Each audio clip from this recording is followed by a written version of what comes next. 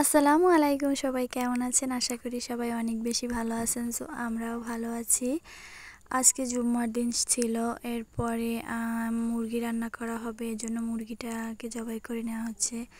আর এরপরে আমি বেছে দিলাম, দেওয়ার পরে এটা হচ্ছে চেমো মাছ রান্না করা হচ্ছিল। আর এদিকে আমি মুরগিটা রান্না করে নিব মাটির চুলায় রান্না করলে অনেক বেশি মজা হয় সব খাবার এবং স্বাস্থ্যকর খাবার।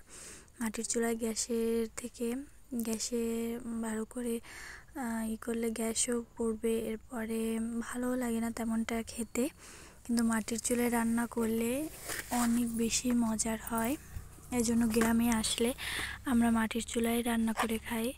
হালকা পাতলা একটু ভাজি করি গ্যাসে, কিন্তু প্রায় অনেক রান্নাগুলো মাটির চুলায় করা হয়, কারণ মাটির চুলায় রান্না খেতে আমাদের সবাই পছন্দ করে। এজন্য যেহেতু খুলনায় থাকতে মাটির চুলায় খাওয়া হয় না, গ্যাসেই তো রান্না করা হয়, এজন্য বাড়িতে আসলে মাটির চুলায় রান্না করি।